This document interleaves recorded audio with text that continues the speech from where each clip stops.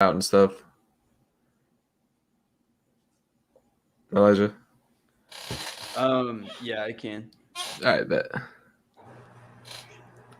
It updated now. We're like live on Twitter because Periscope got deleted. So I don't know if it'll work any different or not. We're live. No, I know we're live. Okay, cool. Just making sure it would still work. Yeah. But all right, I'll go ahead and do NordVPN so we can get through this before people join. What's going on, everybody? Before we get started with today's episode, just want to give a quick shout out to NordVPN. You guys can use NordVPN to browse the internet privately, safely, and securely. It allows you to unblock all sorts of things such as streaming services in other countries. If you sign up today with the GTD Sports affiliate link, you'll get a risk-free 30-day money back. You'll save up to 70%. You can use it up to 6 devices simultaneously. It's on whatever platform you need. So make sure you sign up for NordVPN with the GTD Sports affiliate link today. Oh, dude, my chair's squeaky. Can you hear that through my mic? Yeah. God damn it. I'll try to minimize the squeak.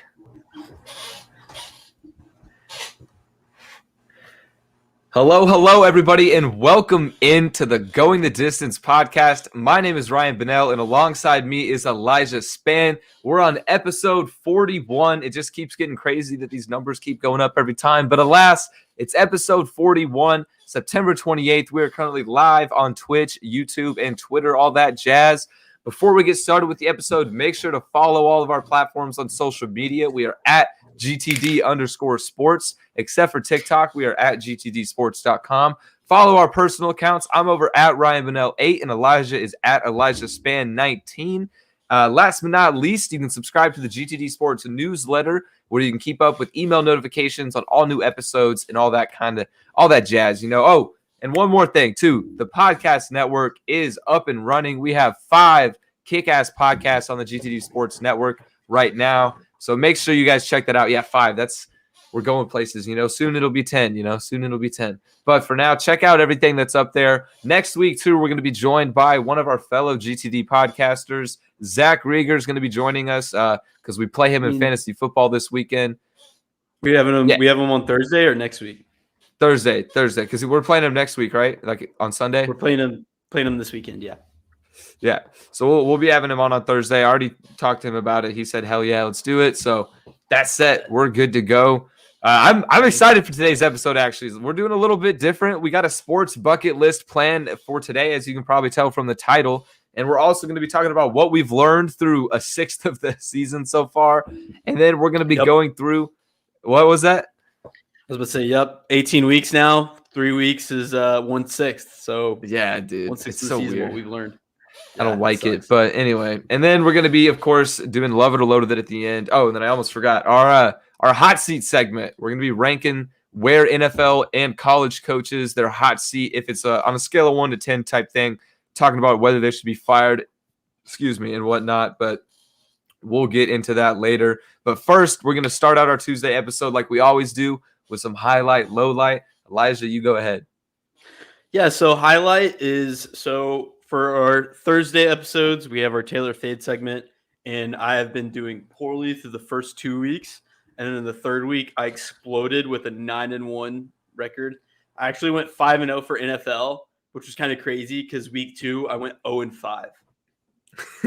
It's nice how the turntables. Yeah, and you're doing pretty good. You've had nothing but solid showings for Taylor Fade. Dude, I need to just start actually betting everything on my Taylor Fade picks. Yeah, so your record is 22-8 overall. That means you'd be up 14 units if you put a unit on each one. That's a lot, dude. That's kick ass, bro. No, that's pretty fucking good, dude. Because I'm at 22. I use $22 for my units, so 14, bro. Yeah, so that's what? Quick maths. Oh, 200, bro. That's $280. $280. So I mean, nothing crazy, but that's pretty good for 30 picks being up 14 units. That's pretty impressive, bro. I would take that any day of the week. Yeah, dude, now it's just making me slap myself. Why am I not doing that? I mean, it's only through 3 weeks. You could start it this week. That's true. I probably will actually. Yeah, and I was happy. I was happy to go 9-1 because that brought me to 15-15. So now I'm at 500. not negative. So, Yeah, 9-1. So you're just now at 0.500 though. Yeah, because I was Damn, 6-14, then 9-1 brought me to 15-15. So you're on an upward trajectory now. That I'm on means an upward. you can only go 10-0 next. I figured it out, dude. So I just got to use the fade part of the Taylor fade because I faded you a bunch. See, I tailed you a shit ton this time. Yeah, because my picks are money, dude. Oh, did you place them this week? No, I haven't bet in a while just because on the job search, money's tight. So Fair just enough. Enjoying the game, just paying attention to the gaming world. So that way, when I start getting a little income in, I'm hit the ground running. Paying attention to the trends. I'm doing research. I'm in the lab. Okay, I'm in the lab. Yeah, you're cooking up. You're gonna come back and hit like a 12-team parlay. For sure. Yeah. Yeah, dude. This weekend, bro, I was actually one game away from an 8-team parlay. All I needed was the Giants to win, and they fucking blew it. And I would have hit for, what was it, 15 units. So, yeah, it was tough. It was really tough. Fuck you, Joe Judge. Yeah, Giants are bad, man. Yeah, and then we'll get into that in a sec. Low light of the week. Both our fantasy teams lost. Our GTD Sports Network team is kind of in shambles right now. Yeah. But it's depressing. And then my other league, I scored the second most points in the league that week, and then I lost to the guy that scored the most. So, that's tough. That's the worst. I've seen a theory too where it's like not like a theory, but a different settings for fantasy football where everybody plays 2 games a week. You play your opponent, and then you also play the mean score, like the league average score. So you can either go 2-0, 1-1, or 0-2 every week. So I kind of like that. No, I do too. I think I kind of meant to implement it, but I just forgot. And then like second week of the season, I was like, oh shit, we were like gonna do that because we actually talked about it, and then I just never did it. I think right now we might be fucked though, based on the last 2 weeks' performance. I feel like we're still gonna be fine in the long run. But what I'm really worried about is just Josh Jacobs hasn't played in 2 weeks. So I'm worried about Corey Davis too. Yeah, dude, Zach Wilson looks so bad, bro. Yeah. But yeah, we'll get into that in a moment. Yeah, Zach Wilson's fucking terrible. All right, well, my highlight of this week was 100% watching Arsenal beat the living shit out of Tottenham Hotspur 3-1 in the North London Derby. It felt like Arsenal was reborn, and we've talked about how painful it is being an Arsenal fan and how much suffering they put us through. But no, everybody had hope, and they fucking actually came through. It looked like a completely new team. This is basically like Arsenal beating Tottenham is the equivalent of like, I don't know, the Packers beating the Bears in a Super Bowl, even though that would never happen. But like, you know what I mean? That kind of rivalry. And also at the same time, too, the Bengals fucked up the Steelers on the road for the first time in like a decade. Fuck you, Ben Roethlisberger. So that felt good. It was a good rivalry weekend. Well, actually, yeah, I was about to say, 50% was a good rivalry weekend. My low light of the week was the other 50%. TCU. We got sclounced. We got sclounced by SMU on our home turf. And also, I cover TCU soccer, so maybe this is a little bit personal, but like the soccer team lost to Baylor, and SMU and Baylor in the same weekend, bro. Can't be having that for TCU. So that was my low light of the week, man. The SMU game was so frustrating. Yeah, that was tough to watch. It was brutal. It was very tough to watch. But some other stuff happened this week. There's a lot that went down this weekend. We had some UFC. Ryan, can you tell us a little bit about it? Oh, dude. The hype, it lived up to all the hype. The card was fantastic. Really the main storyline probably I'd say was the main event, of course. So Volkanovski and Brian Ortega. And, a lot of people had doubts if Volkanovski, deserves this belt because he had some questionable decisions against Holloway to get it. But, dude, he was beating the fuck out of Brian Ortega until like halfway through the third round. All of a sudden, it was one of the craziest moves I've ever seen. So Volkanovski literally hits him straight clean with a jab. Ortega like gets fucking hit, but then weaves another punch in the process. Then comes in with a clean ass jab, makes him fall, and as he's falling, puts him into a chokehold. And like everybody was like, Volkanovski's done. It's over. It's over. He was turning purple, but somehow he fucking got out of it. So the main event was crazy. I'm hoping that we see Holloway and Volkanovski part 3. And then also the Nick Diaz fight, even though it had a lot of hype around it because he's a Diaz brother, that shit belonged on Triller, bro. That was like a Jake Paul type fight. Oh, really? Like, yeah, Nick Diaz should never.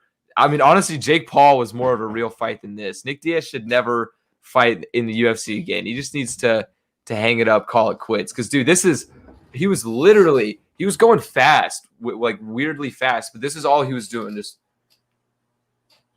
fucking tapping him, just tapping him. And Lawler was actually making contact, but they just looked like a couple of grandpas in the octagon. They were moving so slow. He got gassed so quick.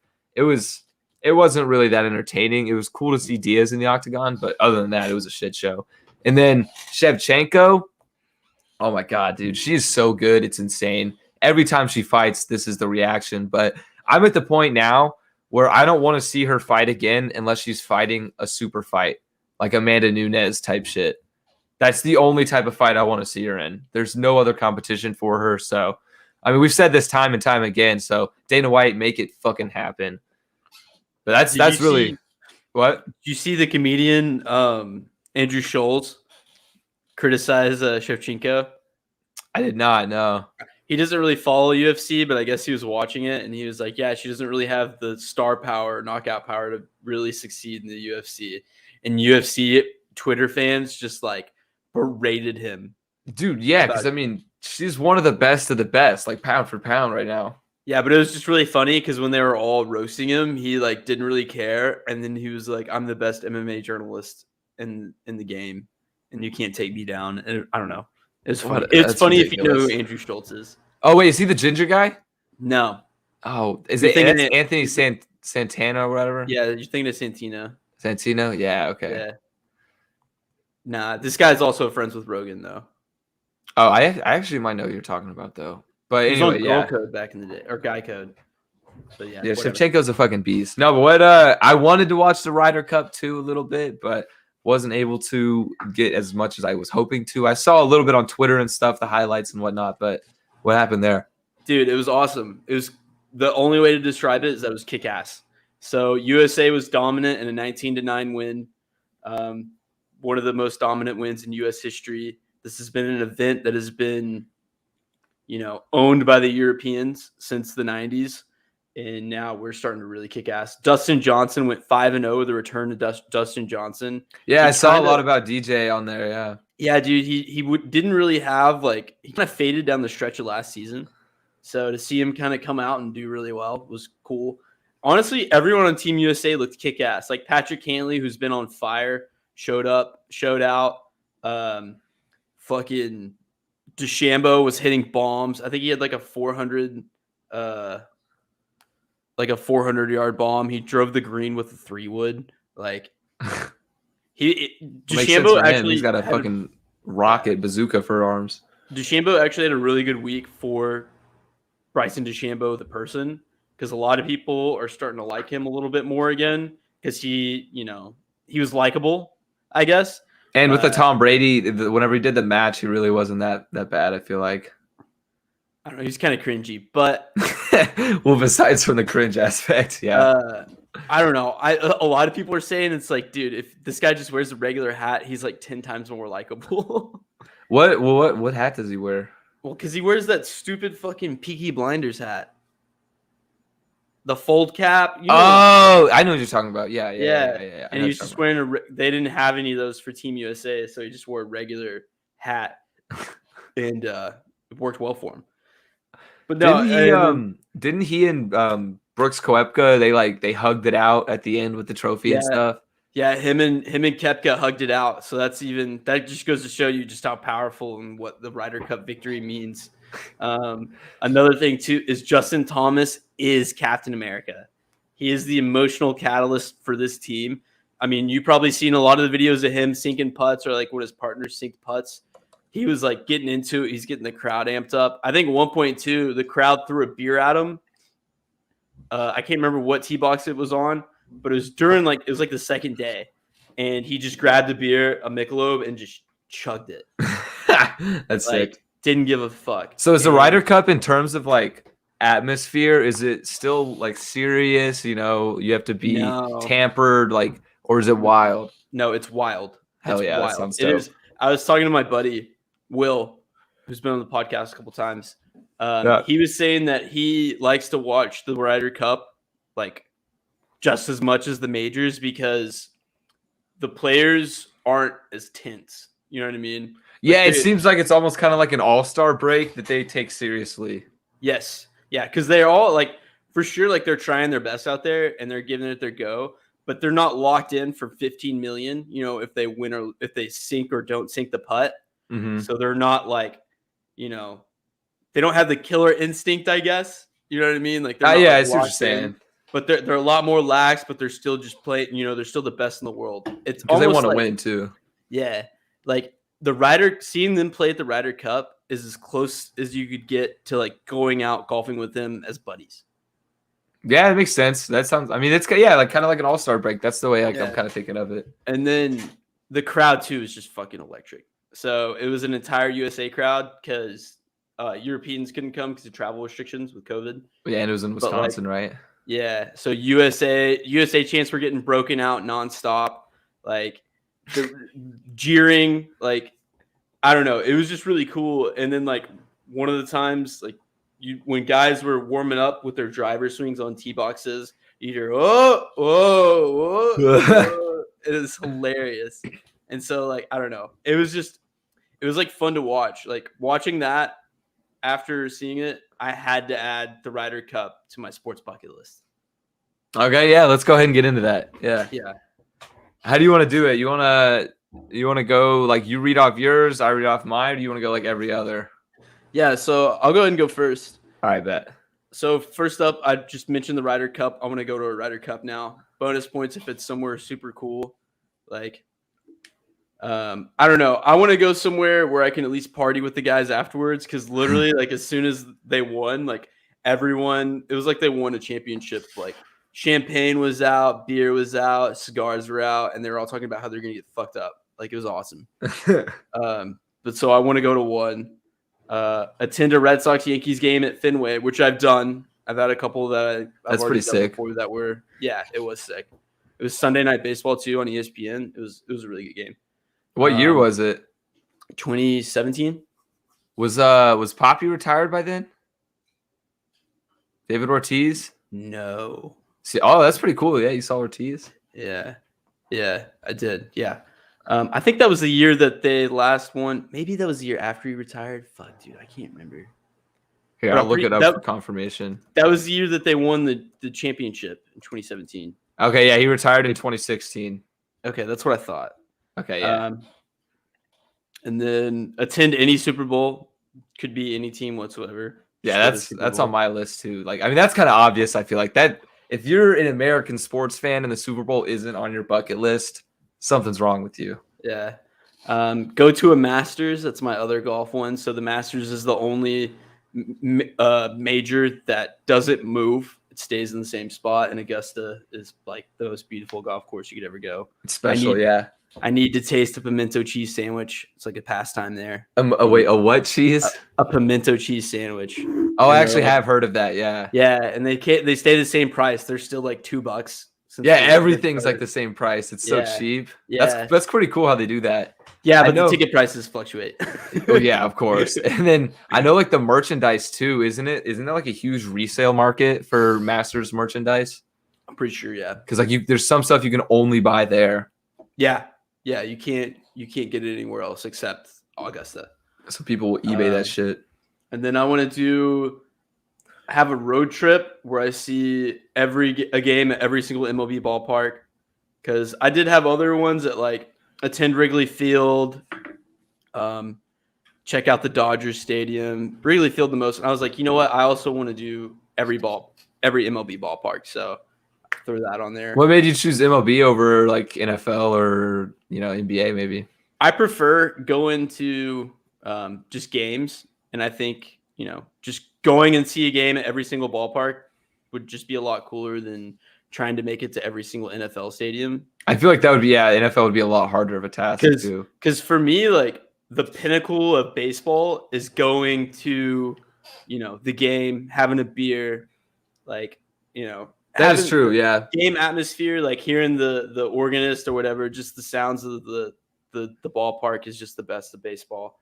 And then like with football, like prime football for me is sitting down hungover on a Sunday, watching the Red Zone channel for 7 hours straight. Yeah, you're right. Actually, I think, baseball is out of any American sport really is like the one you have to be there for.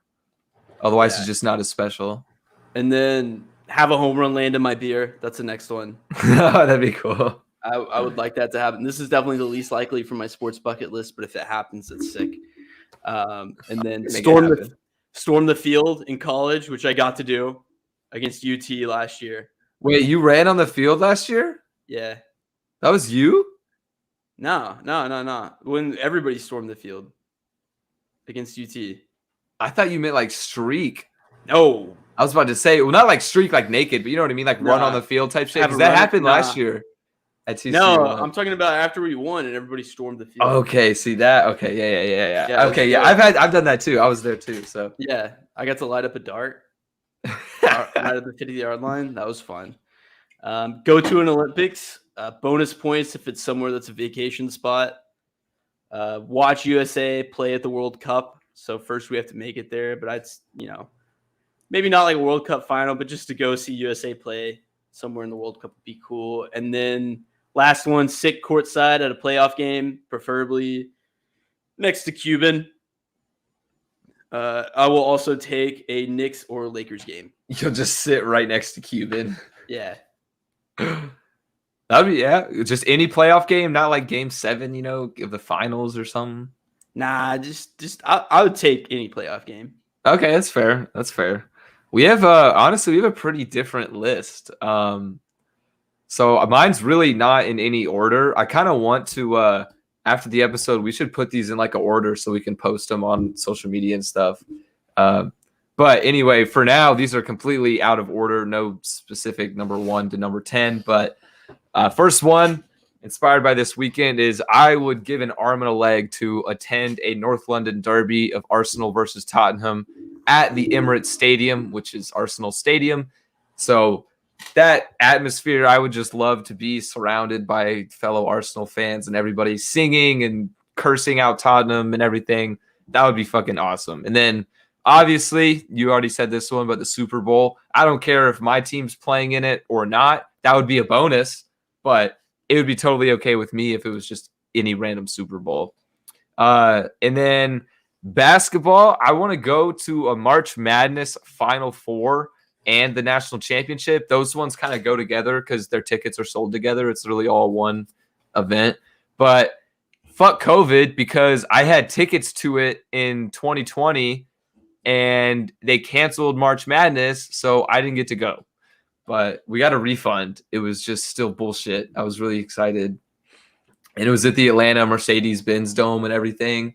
Oh, it was sick. Cool.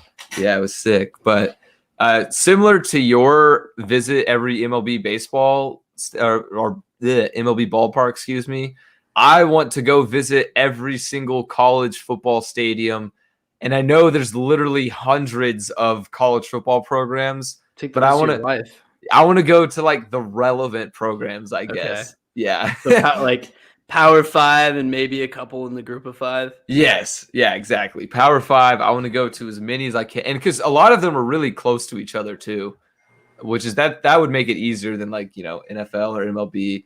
But yeah, that would take me a long, long, long time. I've already gone to a decent amount. Like I've seen A&M, I've seen TCU, of course, SMU, Baylor, UT, Tech, Oklahoma State, Central Florida, Florida State, Syracuse. I could go on and on. Stanford, UCLA. Well, that's a lot. Yeah, I've been to a lot. I love college football. That's my shit. Yeah. I've kind of been here and there. Oh, Ohio, for some reason, Ohio. That's a random one. Been to their stadium. And then what's next? This one's kind of recent too. Recently inspired at least. But I really now want to go to the Monaco Grand Prix.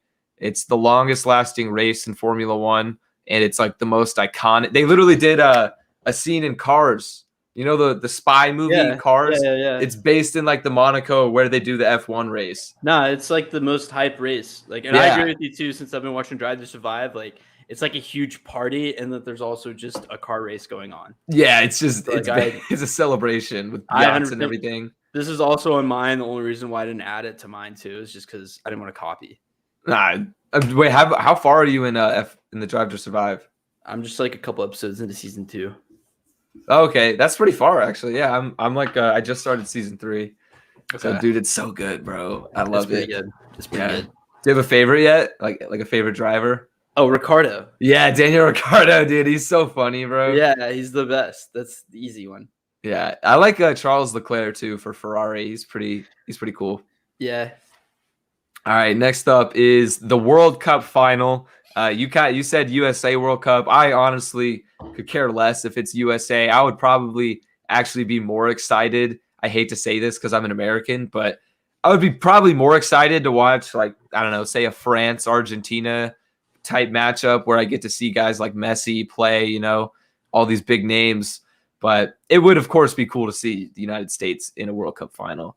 And then next up is this one I've already had checked off, but it was still on my bucket list, is have a sign appear on College Game Day. College Game Day is probably my favorite, you know, sports talk show type thing. And they're really infamous for all their funny signs. So I remember when I was like 11 and TCU was playing Utah, me and my brother both got our signs on there. And that, oh, really? Yeah, it was like you would think I would remember what they said, but I completely forgot what the sign said. Yeah, but I know we got on there. It was like we made an acronym with ESPN.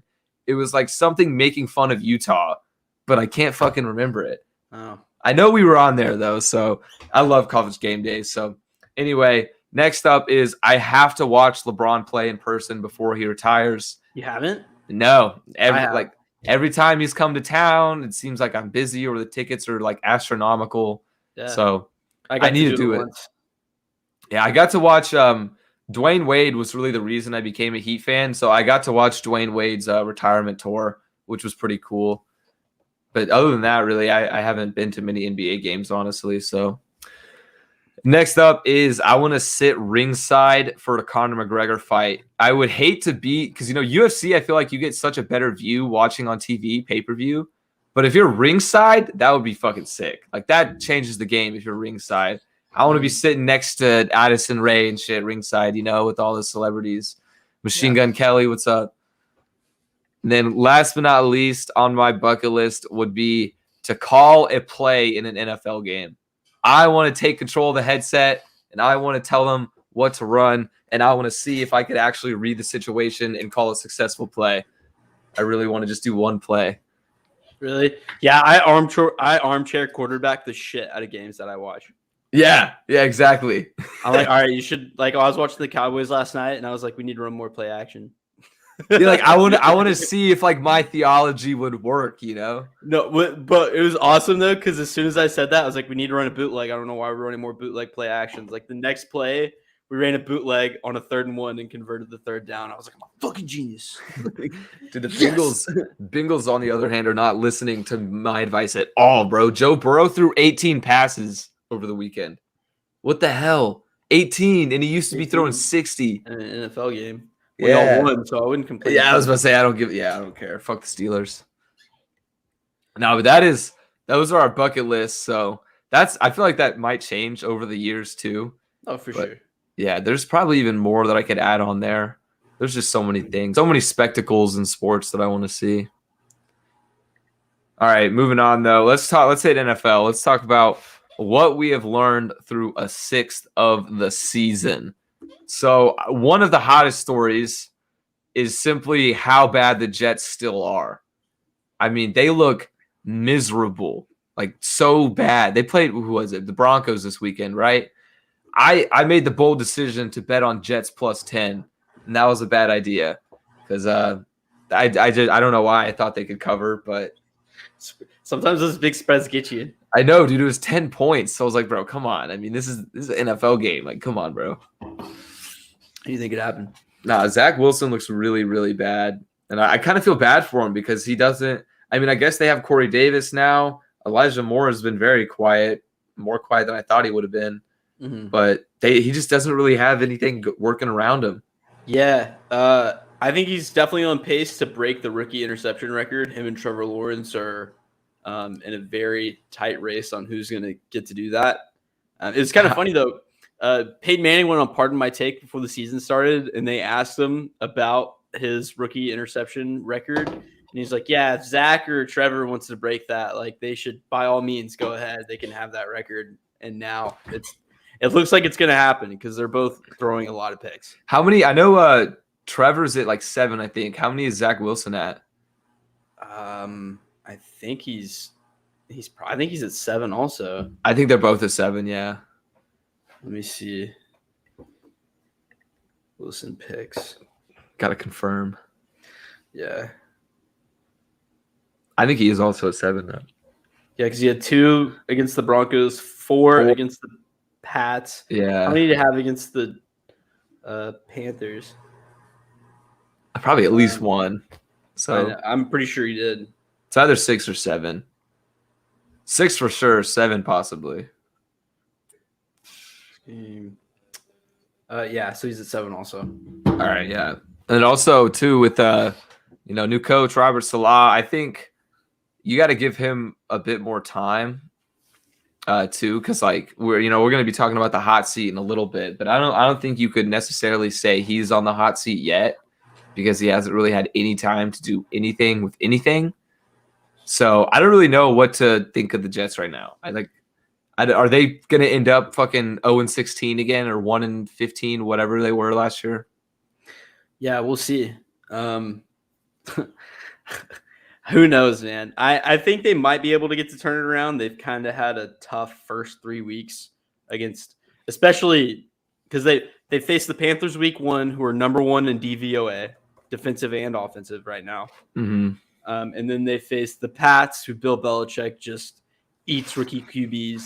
And then the Broncos, and then the Broncos, who also have a really good defense right now and have just curb stomped lesser opponents that they face. So they kind of had a rough go of it so far.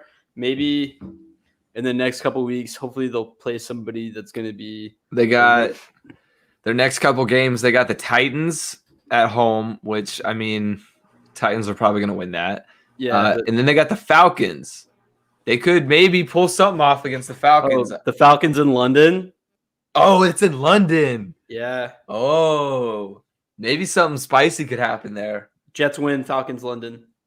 Really? You're calling it now? I'm calling it now. Dude, go ahead and place it right now, bro. The Jets are going to touch down in London town.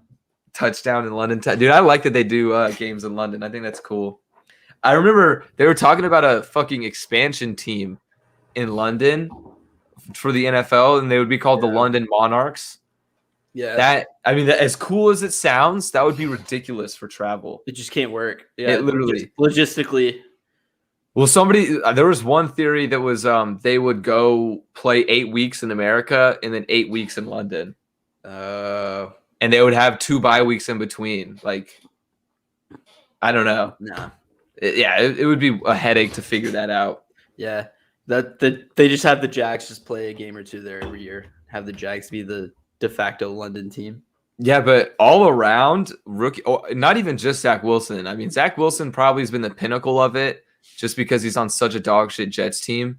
But rookie quarterbacks in general right now are not it. They're I was pretty high on Mac Jones. He looked like the best by far so far, and then he just threw 3 picks this weekend. Yeah, it's tough. I think it makes what Justin Herbert and Joe Burrow did last year that much more impressive because it's just showing like just how hard it is to be a rookie quarterback in the NFL. And another thing too, with quarterbacks going higher than ever, like the best quarterback in the draft class is going to go number 1 no matter what.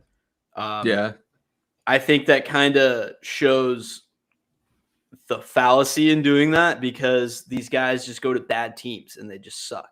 You know what I mean? Yeah, because they have nothing to work with. Yeah. Like Herbert and the Chargers, like they have a lot better roster than the Bengals do. You know? Definitely. And then you take a look at like Dak. Dak was kind of a shitty rookie quarterback. He was just efficient because we had the best running game in the league. You know what I mean? Same thing with Russell Wilson too. When Russell Wilson came on, he was a 3rd-round pick. He was a really, he's pretty good, but he's nowhere near the quarterback he is now when he started his rookie season. Like, I remember the classic Russell Wilson game was 180 yards passing, 1 touchdown, and Marshawn Lynch 150 yards on the ground. Yeah, back in the day.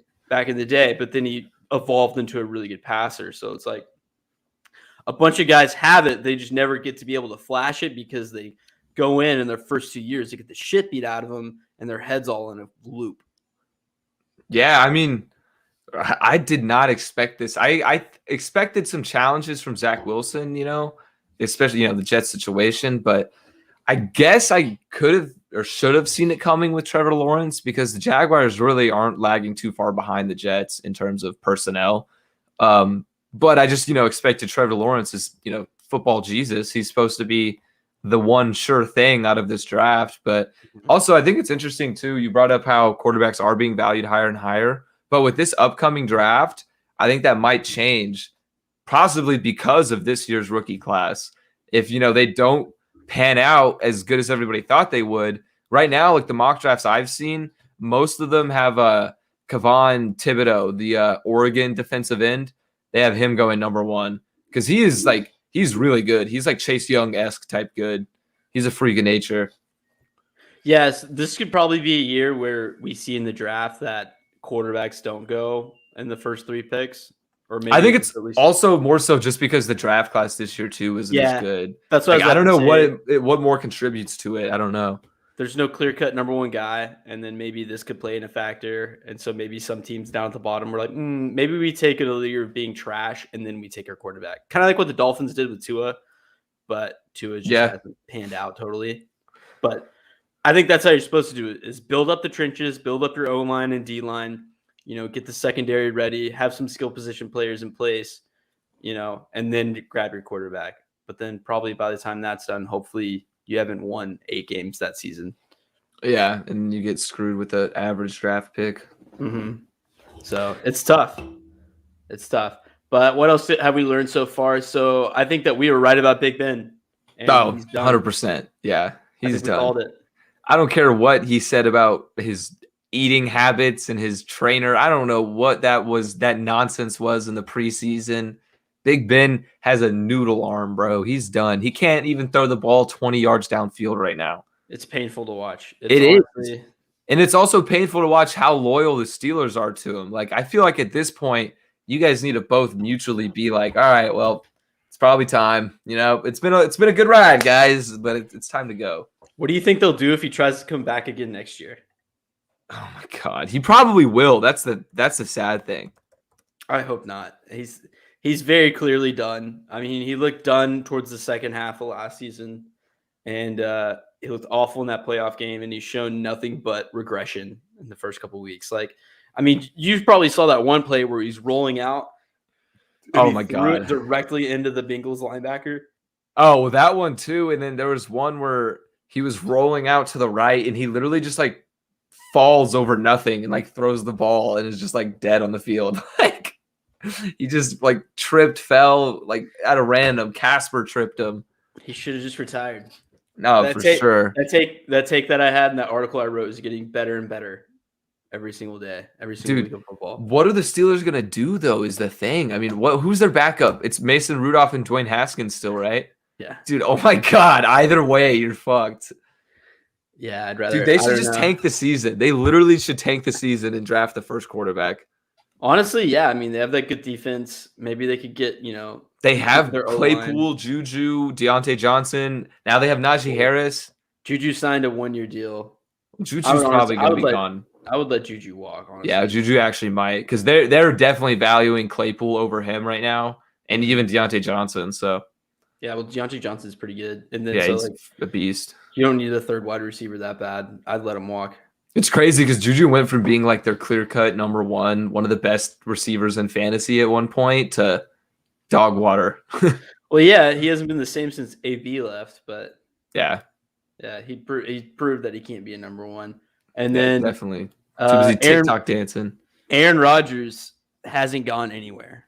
That's another thing that we've the learned. discount double check was back, bro. Dude, if you follow along with our social media, I was the one tweeting about the Packers money line because I had, what was it, 2.5 units on Packers money line, not Packers +3, because I was angry that I didn't hit my parlay. So I was like, fuck it, I'm going to make at least a decent chunk, Put it all on Packers money line. And they had 37 seconds to drive the field, and I was not even worried in the slightest. And Aaron Rodgers did exactly what I expected him to. I wasn't either. I knew it was gonna happen. I was like, yeah, he's got this. Yeah, I wasn't even surprised or like hyped. I was like, yep. Have you seen like the videos of? I saw one too of a Packers fan at the 49ers stadium. He was recording himself like they don't even know, like all the people cheering, like they don't even know what's about to happen. It's so great. So true. One time, so my roommate in college was a Bears fan, and I got to see him watch Aaron Rodgers come back against a different team. I can't remember. It was like some random game. And then we were like about to go do something. And I was like, hey, like, let's go. And he goes, no, I want to see this fucking asshole do his thing. And I was like, what? I was like, I'm pretty sure this game's over. It's like 4th and 15. He's like, no, it's not. I was like, he's going to do his thing. And then of course he converts it and he's like, see that fucking asshole, he fucking did his thing. He was I'm sure he's a Bears fan. He fucking despises him. He was like, he does this all the time. And I was like, and then the game was over and they came back. And I was like, all right, let's go, man. And he goes, no, I want to see what this fucking asshole has to say. For the post-game interview, like just watching it from the Bears fans' perspective, he was like, he does this all the time. Like, I can't. Dude, I mean, I feel like at least like a quarter of the Packers wins come from just Aaron Rodgers game-winning drives every year. Yeah, I mean, he's done it to us. He's done it to the Cowboys plenty of times, especially in the playoffs. He's probably the most clutch quarterback of all time. Probably. I really don't know off the top of my head, at least anybody else that would compete with him. I mean, you got Tom Brady, like John Elway, maybe, Peyton Manning, but out of all those guys, 45 seconds left. Dan Marino, all those guys though, 45 seconds left. I'm taking Rodgers. I mean, think about definitely. Think about that one playoff game against Arizona where he went back-to-back yucks, like Hail Marys to win, or no, to take it to OT, and then the Cardinals got the ball first, and then they lost in OT ultimately because he never got to see the ball in overtime in that playoff game. But I mean, like the guy, I mean, he's done it literally every single time he's been asked to. Yeah, it's insane how frequent it is. Yeah, I think he's for sure the best. And then for clutch, and I think Brady would probably be a close second. Yeah, for sure. Just based on history. Another thing that we learned from that game also is that there's a good reason why the 49ers traded up for Trey Lance. Yeah. Jimmy G looked a little rough from time to time there. Yeah, I mean, he's a good quarterback, but he's not a Super Bowl winner. And the 49ers kind of have a roster in place that they believe can win a Super Bowl. He's like Jimmy G is like the definition of middle of the pack, I feel like. He's an Alex Smith. Yeah, actually it's pretty good representation, which is not he's a pre-Chiefs Alex Smith, because I think Kansas City Alex Smith was a little bit different than 49ers Alex Smith. Well, but yeah, he kind of is like the same caliber as whenever he was there. Yeah, I see what you're saying. So it makes sense why they wanted up for somebody dynamic as Trey Lance, who's been honestly awesome. I mean, he had a rushing touchdown, right, in the game? Yeah, he came in for that one play. That was big dick energy by Kyle Shanahan to go out there 4th and goal, 2 seconds left to sit out Trey Lance and run it in. I was pretty blown away by that call. Classic Kyle, man. And then another thing we learned is that the Cowboys own the NFC East. See, I'm only sad because I have a future bet on the Giants, but it's over. It's literally done. There's no fucking shot the Giants win the division. So I want to preface the rest of the NFC East right now. The Eagles, you saw them last night. Jalen Hurts is not a franchise quarterback. They got owned. The roster still has lots to go. They made the Cowboys defense look elite. Yeah. And they do look a lot better. Who's that corner, number 7, Diggs? Trayvon Diggs. Yeah, Trayvon Diggs. He's cold, bro. He's really good. Bro, my buddy texted me. He's like, I think I might have to get a Diggs jersey. And I was like, I think he just might. Where did he come from, bro? Alabama, 2nd-round pick last year. Ah, okay. It makes sense. Yeah, I was just I didn't hear about him at all last year. Nah. So, and then the Washington football team, remember their vaunted defense from last year? It They're looks a lot worse. Yeah. They're ranked 31st, only ahead of the Seattle Seahawks. 31st? Are you 31st. serious? They're that bad. Bro, they got me bad. -8 points in one of my fantasy leagues this weekend. Oh, dude, That was my bad for starting them against the Bills, though. They're atrocious. I mean, they have played the Chargers and the Bills, but they also gave up 29 points and 400 yards to the Daniel Jones-led Giants. So I don't think times. Yeah, so like they're looking pretty rough. And then, dude, the Giants are fucking pitiful. Yeah. I'm pretty sure they've given up on Joe Judge. John Mara, the owner of the team, is kicking around trash cans after games. He's fucking pissed off. Danny Dimes is not that. He's not the answer. Makes me sad, bro. They look like they're in shit. But the thing is, though, what's so frustrating with the Giants is they're literally 2 plays away from being 2-1 instead of 1-2 or 0-3. I mean, literally 2 plays away. That false start on the field goal, and then also in their Falcons game, they had a bullshit penalty on like 3rd and goal that would have kept the Falcons out from scoring. Mm-hmm. And there's a lot of fuckery that's gone on in the Giants game so far. Look, I mean, I'm just gonna say it objectively, the Cowboys You're are right. the best team in the NFC East. Yes, you're right. They probably are going to the playoffs. Right, annoyingly. Another thing too, the Chiefs are vulnerable. Dude, their defense looks so bad. I could put up 100 yards on their defense right now. Yeah, their rushing defense is the worst in the league. It's terrible, yeah. And they're doing that same shit that we talked about before. They're going to sleep and they try to wake up and say, "Hey, we're the Chiefs. We're going to come back. We're going to beat you." And then teams have been saying, "No, you're not going to do that shit anymore." Yep. No, I was happy to see the Chargers pull that one out. Honestly, I am concerned about Andy Reid. Oh yeah, he health got taken to wise. the hospital, so hopefully he's okay. What happened? Was there an official They said dehydration. Oh, okay. It was like 90+ degrees on the field, but I don't know. I think it might also be. I mean, like there's got to be some other stuff. He eats a lot of cheeseburgers. Yeah. I mean, he might retire after this year. Honestly, he eats a lot of everything, bro. I love you, Andy, but not in the best health. I could honestly see him retiring, and then they roll with Eric Bieniemy. See, that would be really interesting because Bieniemy has gotten a lot of interest from colleges for a head coaching position, especially USC even right now. So that would be interesting. And NFL teams too, but yeah. I think I would like to see Bieniemy take over as head coach, but I don't want to see Andy Reid. You know, he's been in the league for so long. Yeah, that's true. It'd be tough to see him go. That'd be losing a real one for sure. Yeah. But the Chiefs, man, they're doing their same old bullshit. And look, they'll probably come out and win the AFC West, but I don't think it's guaranteed. AFC West is stacked. I mean, they're 1-2 right now. Like, who would have thought at this point in the season that they would have a losing record? So Raiders are 3-0. Broncos are 3-0. They're the fakest 3-0 team, or not the Raiders. Raiders aren't the fakest. They actually look kind of good. I think the Broncos and the Panthers are the fake 3-0 teams. Well, the Broncos, their opponents are 0-9. But if you look, at their schedule is fucking cake. Really, just all the way through, dude. It's so easy. Like honestly, they could probably go 500 in the divisional, maybe 2-4, and still eke out 10 or 11 wins. God, that's so weird to think. Pull it up. Here, let's see. Because it's literally so easy. Broncos schedule. And honestly, like looking at their schedule, it made sense to why all the media people after Bridgewater got anointed the starter were like, "Yeah, this is a playoff team now," and everyone was roasting him. Media people knew the Broncos' schedule was fucking easy and how good that defense was. Well, aren't they? Their division is Chiefs, Chargers, Raiders, right? Mm-hmm. So, I mean, technically Raiders wouldn't be an easy game. They're 3-0, you know? No. Well, they don't have – I'm saying outside of their divisional – okay. Well, yeah, they got Steelers. That's cake. Washington, yeah, they should win that one based off this. The Lions, yeah. Bengals, fuck nah, bro. Bengals are winning that. Fuck you. Eagles, yep. Ravens, Browns, I don't know, maybe not. Actually, yeah, I could see the Broncos ending up with 10 wins. That's fucking weird. Mm-hmm. I don't like it. Yeah, it feels grody.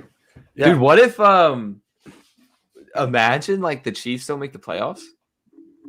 I wouldn't go that far. Imagine, I'm that just far. saying. I don't know. That would be absolutely nuts, though. Their division looks the best in football right now. So Yeah, it looks even better than the NFC West right now, honestly.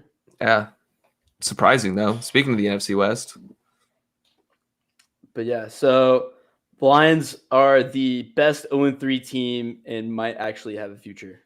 oh wait, I was looking ahead to the Rams. Oops, but yeah, the Lions. Yeah, Lions. I wrote that one in there. Yeah, but Yeah.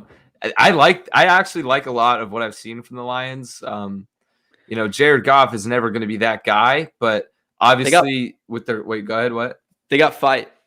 Yeah, they got fight exactly. Dan Campbell. I think we've talked about it before. We love that dude. I think he's the right guy to turn things around potentially. They have a lot of young talent right now, and their main thing is once Jared Goff, gets out of his weird contract situation after the whole Matthew Stafford trade, they're probably going to be drafting a franchise guy in the next 2 years.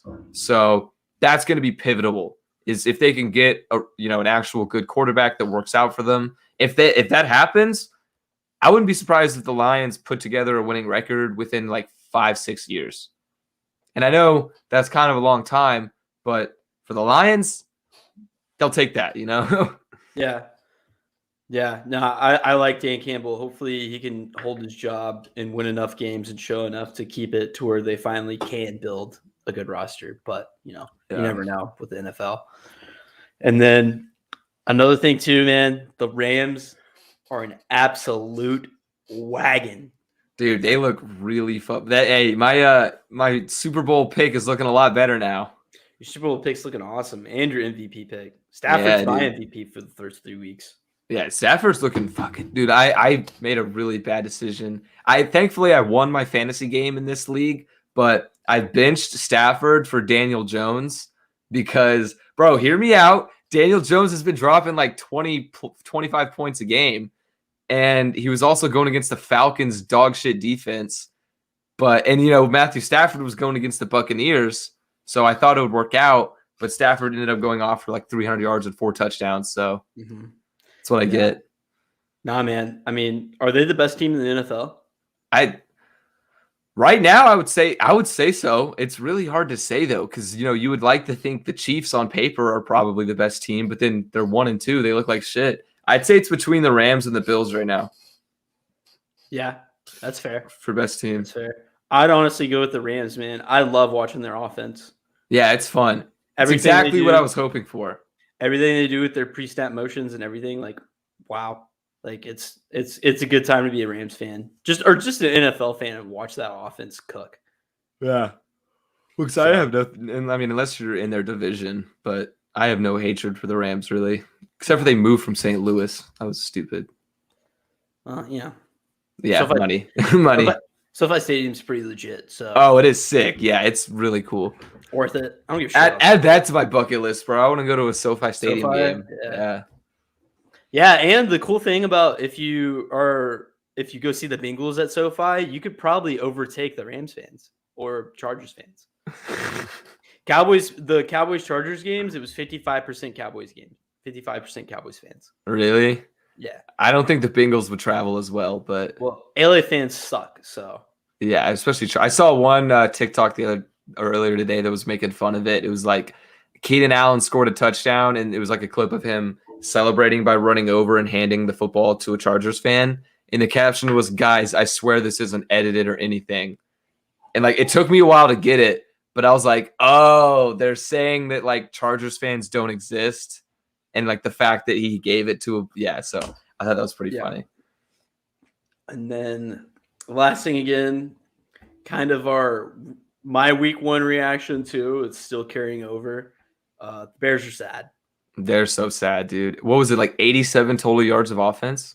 I think it was 64, 63. Worse. Oh my God. Yeah. Justin Tucker's winning field goal kick was had more yards than the Bears offense did. That's fucking awesome, dude. Mm-hmm. Dude, I love stats for that reason. Yeah, absolutely. I think Nagy should be fired immediately. I think it's an embarrassment to the league that he even has a job right now, dude. Like he's so fucking bad. What's even crazier is I was looking through, he has a winning record with the Bears. Yeah, but like which is disgusting. He had that really good first season Yeah. that was carried by. He inherited like a kick-ass defense, and then it proved Vic Fangio was his defensive coordinator too, who's a Yeah. kick-ass defensive coordinator. Who's So, done like, well as the head coach now. So yeah, Andy's regressed ever since then. yeah, I think I mean Justin Fields just did not look ready. And there was one theory I heard too that some Bears fans said that Matt Nagy threw this game and made Justin Fields play bad on purpose. I wouldn't put it past so Nagy. that he could say, fuck you, told you so, Andy Dalton should be our starter. Like kind of thing. Yeah, I really wouldn't put that past Nagy, honestly. This is a guy looking to save his job. Yeah, let's with that being said, let's go ahead and get into our hot seat ratings, starting with Nagy. So how we're gonna do this is Elijah's gonna cover the NFL coaches, and I'm gonna cover the NCAA coaches. But of course, we're both gonna chime in on some of these. So first up, Matt Nagy. Where do you rank his hot seat right now? How hot is his seat? 10. Yeah, that one's pretty obvious. He should have been fired last year. I hope he gets fired after their next loss, which will probably be next week. I mean, honestly, I don't really mind. I don't mind watching the Bears lose. It's not like I like the Bears at all, but no, well, watching their sad. offense just pisses me off because it's just like so dysfunctional and not good, and it's like it's worse than watching paint dry. And since they're in Chicago, they command a couple of primetime games a year, so we're going to be subjected to it. Yeah, and he basically, or what I've noticed, at least the past couple of games, he likes to just run it down teams' throats. Even whenever, like in the first half, mostly, even whenever it doesn't work, he just runs it. And then he's like, oh shit, we're playing from behind again. Here we go. And then nothing ever works out because they're not in any sort of passing rhythm or anything. Mm-hmm. So, yeah, I agree. 10 out of 10. All right, next up, NFL coach. This one's more just about rumors right now, but Pete Carroll, where do you think he's at? I think he's at about a 4. 4? I would agree. I think a 4 or 5. Yeah. So the 1-2 record is kind of sus. And then also when you factor in that him and Russell Wilson kind of got into it over the offseason. If I were the Seahawks organization, who would I rather keep? Pete Carroll or Russell Wilson? I'm going Russ. So yeah, I couldn't agree more. If the season keeps on going like that, then yeah, he could be gone. But Seahawks will probably turn it around. Yeah, it seems like their roster, at least offensively, he's just underachieving with their talent that they have. So next up, I'm curious to see what you think about this one. Zach Taylor. I'm going to give Zach Taylor about a 5. All right.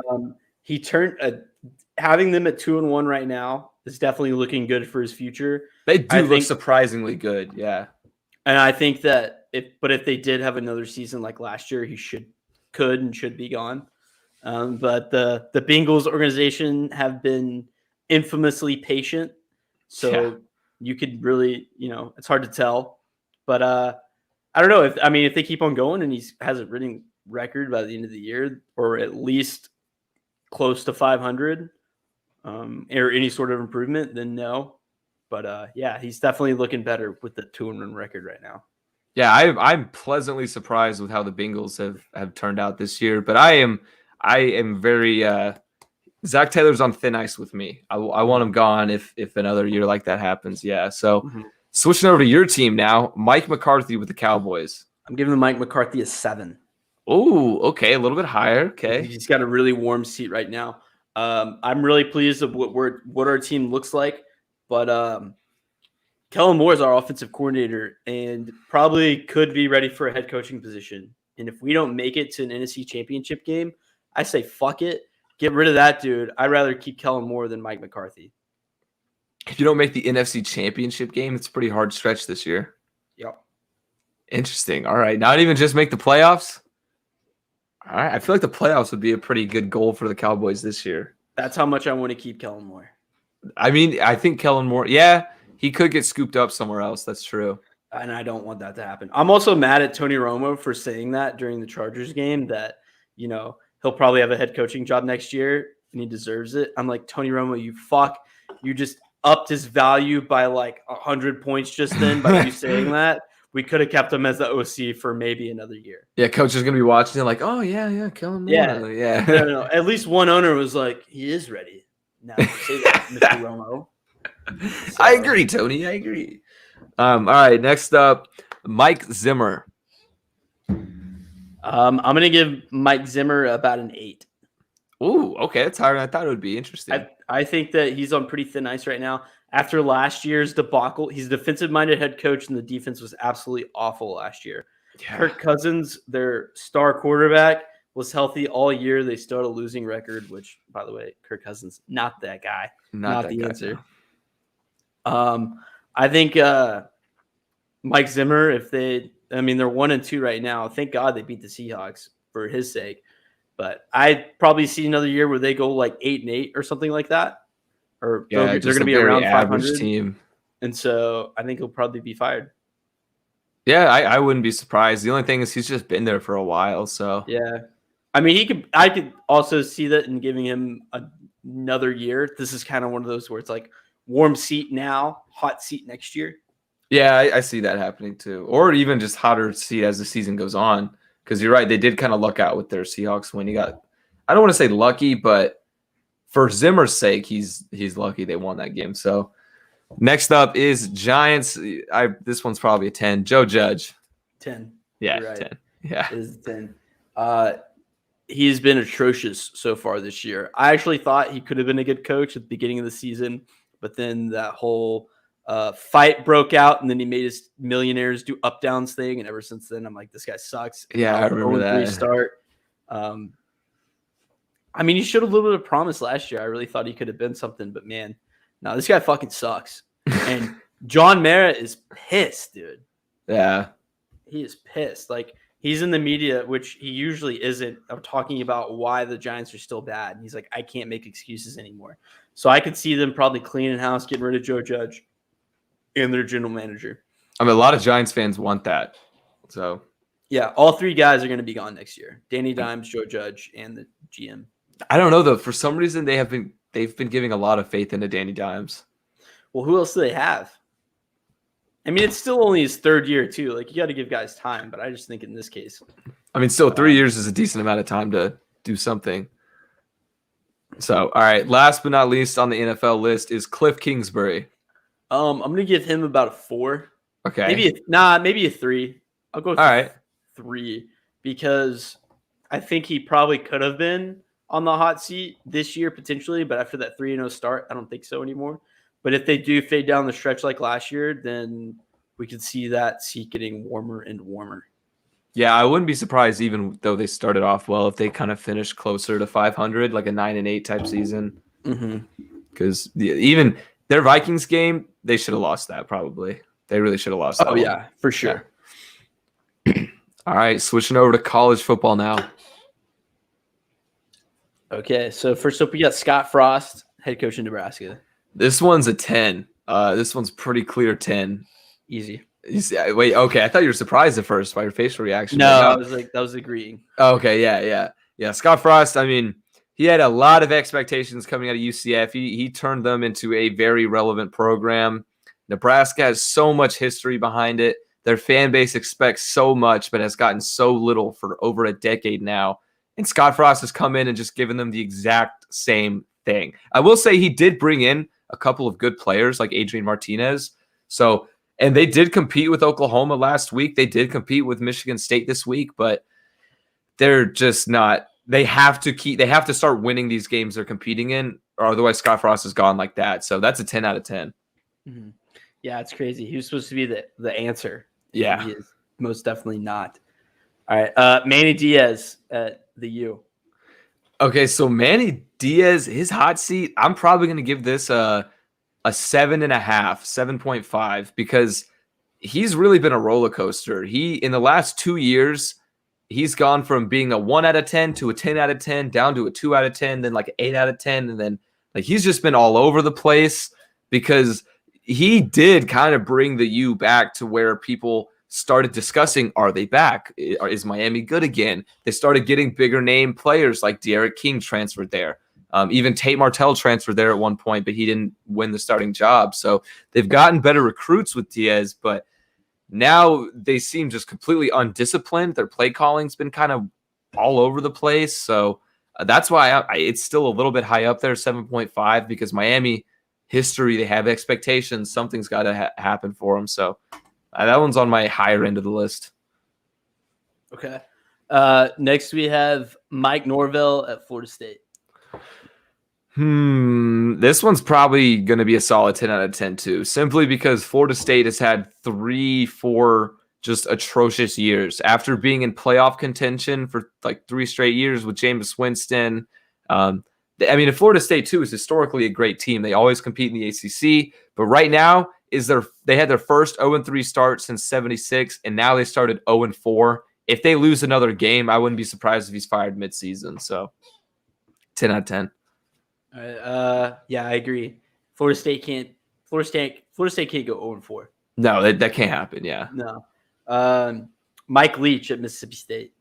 This one's tough to pin. I think I'm going to put this one on the lower end. I'm going to say a 4 because I think there is definitely reason to believe the Leach should be in the hot seat because he had tremendous success at Washington State whenever he took over. He really turned them around into a completely unrecognizable football team. But, it's hard to repeat that same success in the SEC compared to the Pac-12 where the air raid, the run and gun, the sling it kind of offense dominates. SEC doesn't work like that. Mississippi State was really hoping he would be able to do that, and he hasn't just yet. So, but he's still found some success, so that's why he's still kind of on the bubble for me because he's still a good coach. It's just different now. And Mississippi State kind of also doesn't have the best talent. Yeah. Nah, that's an interesting one. Yeah. PJ Fleck, Minnesota, right? Yeah, Minnesota. This one I would say was a lot lower until this past Saturday. So I'm going to put this PJ Fleck's probably at an 8. Minnesota just lost to Bowling fucking Green this past weekend. They were 31-point favorites on the spread, and they lost outright. One of the biggest upsets in like over a decade, probably the worst loss in program history. But as JD, what? Can you even get a money line on 31-point spreads? Dude, it was probably like what, plus 3,000 or some shit. Something crazy. Yeah, I don't know. But our boy, one of our bloggers at GTD, JD, described, because he's a Minnesota fan, so he described PJ Fleck as the DJ Khaled of college football coaches. He's just a hype man, all talk, no show. So it's a very good description, honestly, with the way Minnesota's playing. So I give that one an 8.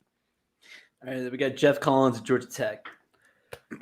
So I'm going right in the middle on this one. I'm going 5 out of 10. I think it should be higher, but the reason it's right in the middle is because Georgia Tech is being incredibly patient with him. He's developed this crazy culture at GT where they have, they're getting more recruits, the chemistry, that people are buying into what they're doing, but then they're just still losing games like to fucking Northern Illinois at home. So maybe it'll turn around as he continues because it's only his 3rd year. So maybe it'll turn around, but they did just beat UNC over the weekend. That was a big upset. So yeah, and it's also not like the Georgia Tech job comes with a bunch of expectations. That's true. That is another reason. So I think they will be a little bit more patient with it, especially coming out as whenever Paul Johnson was there, he ran the triple option at GT. So for forever. Yeah, forever. So it's probably going to take a while to adjust to the post triple option offense. Mm-hmm. And then last but not least, we got Jim Harbaugh. So this one is another one that's fluctuated all over the place in terms of his hot seat, but I'm going to put him at a 3 because Michigan, Michigan looks fucking fantastic this year. I know they only beat Rutgers by 7. A win's a win. They got it done. They were in control of the game. They look legit. Their running game is one of the best in the country. And also that university loves Jim Harbaugh more than they love, the color blue. I don't. Yeah. Yeah. Now, I feel like at the beginning of the season, it was about a 7. And then now they've come out with this hot start. It's probably about a 3. Yeah, they look really good. And if they beat Ohio State this year, then he has his job for the next 5 years. Which they will. I think they're going to. I really do. Yeah. All right. That's it for our hot seat ratings. It'll be interesting to see. Early. Yeah, way too early hot seat ratings. Even though some of these coaches may end up getting fired before the next time we talk about it. Some of these definitely will.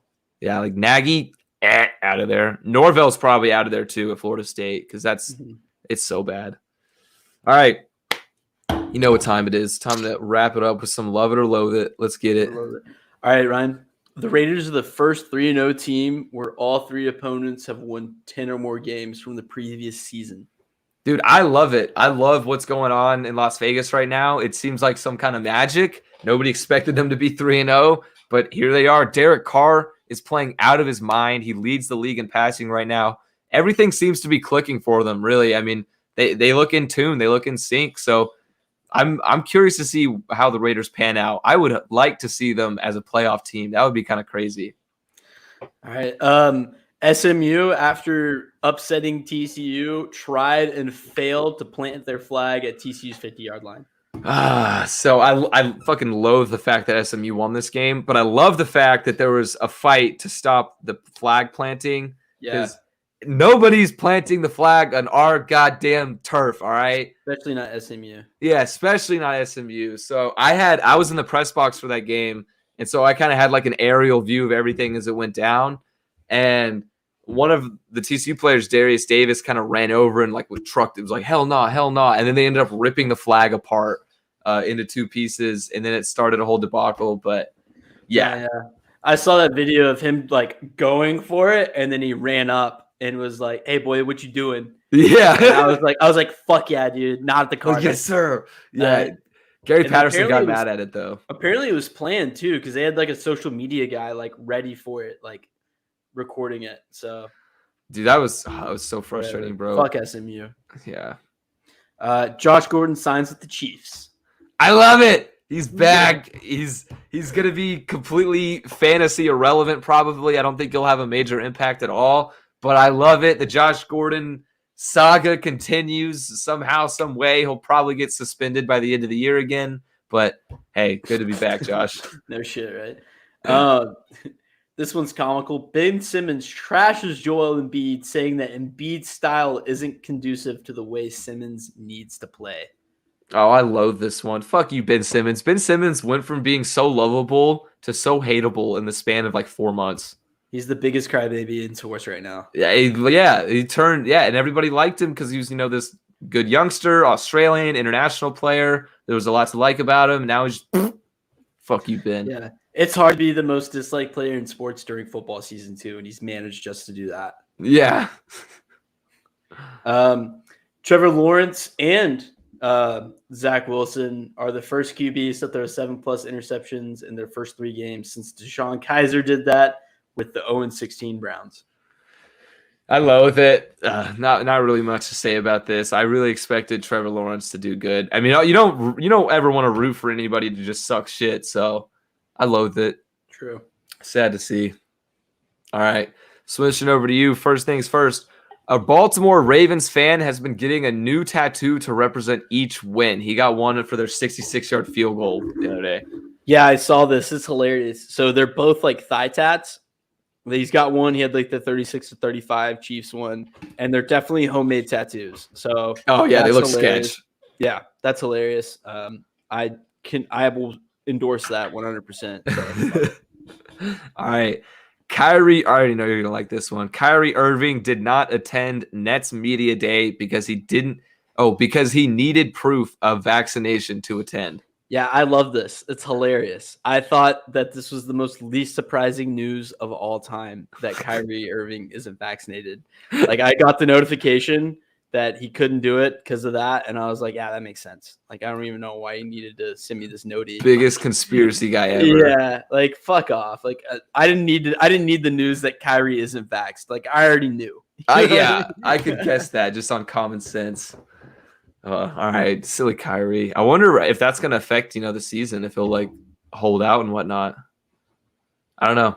It's affecting Andrew Wiggins, but like, Wiggins isn't as relevant. Yeah, but he might not play home games. Oh, really? Mm-hmm. Yeah, it's gonna be kind of a thing. Interesting. Yep.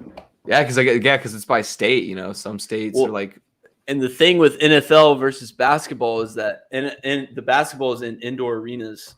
So like you need to have Yeah, it's true. proof for indoor arenas. NFL is outdoors a lot. So That's true. Yeah, it makes a lot more sense. Mhm. All right, next up is Los Angeles Dodgers currently have a better chance to win the World Series than they do the NL West. I love this. This is just kind of how wacky this baseball season has been. And just how crazy it is that the Dodgers are so good, winning 100 games, and there's no shot that they're going to win the division, but they still have a better chance of winning the World Series. Giants are on top of that division, right? Yeah. Yeah, okay, cool. See, I got a future bet on the Giants to win the World Series, so fingers crossed. All right, Oklahoma Sooners fans chant, "We want Caleb," after Spencer Rattler throws an interception. They're referring to their backup, Caleb Williams. Yeah. Low the Oklahoma fans, just pair with Spencer Rattler. I'm sure he'll get it turned around. Yeah, I agree. It's kind of shitty to do that to your boy. All right, last one.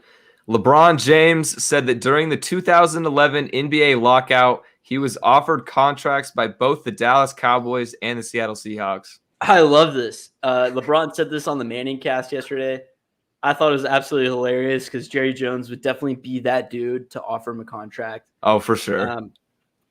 LeBron also said he has jerseys from both the Seahawks and the Cowboys from when they offered him. And he said he seriously considered it, but then by the time it started getting a little more serious, and while he's thinking about it, things were starting to heat up with the NBA to kind of go ahead and move forward with the season. So obviously basketball. Yeah. Dude, that would have been, I mean, I know he was cold at football in high school and everything, so that would be crazy. LeBron James as a tight end for the Cowboys would have been sick. That would have been crazy because he'd be playing tight end. Yeah, he would have to be playing tight end. You could put him anywhere on the field though, or except for I wouldn't want him playing quarterback though. But he'd be Kyle Pitts. Yeah, exactly, like a freakishly even larger Kyle Pitts. All right, well, that's gonna wrap it up for this episode. I hope you guys enjoyed. This is something a little bit different. Sports bucket list, going through the hot seat, everything. Football season's in full swing. It's going decent right now for both of our teams. Neither one of us have any reason to be super depressed at this point in the season. I'm hyped. 2-1 record. The Bengals are going to the goddamn Super Bowl, bro. Bengals Cowboys, book it. All right, you already heard it here first. It's gonna happen. If that happens, I'll get it tatted. If that happens, I'll get a chest tattoo, bro. Fucking of the helmets. No if shot. If the Cowboys win the Super Bowl this year, I'll get a tattoo of Jerry Jones's face on your ass cheek. Put it on your ass cheek. On my fucking bicep, so everybody sees it. Yeah, just have it right there. Put Jerry on one bicep and then Dak on the other. Oh, for sure. Yeah, I would do that if we won the Super Bowl. All right, well, that's going to wrap up this episode. So thank you, everybody, for listening, and we'll be back not same time, actually, at 5 o'clock on Thursday. We'll be live again for episode 42. So until then, we'll see y'all then. All right. Thanks.